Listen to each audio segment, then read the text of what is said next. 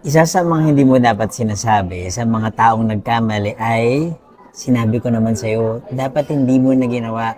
Or in English, I told you so.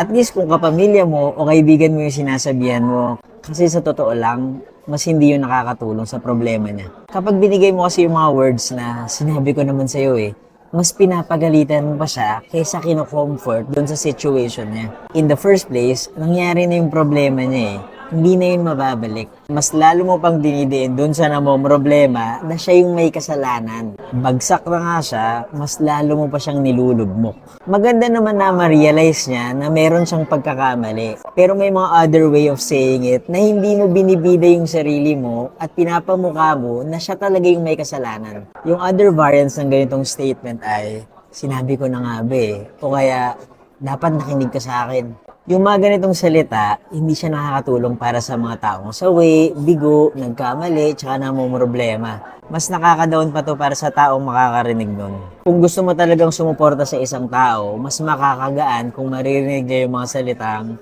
may matututunan ka dito, next time, alam mo na yung gagawin, lahat naman tayo nagkakamali, o kaya i-encourage mo siya na i-recognize yung feelings niya ngayon, tapos pwede na siyang mag-move on. Ayun lang, yan ang tips from Kuya Buji for today's video.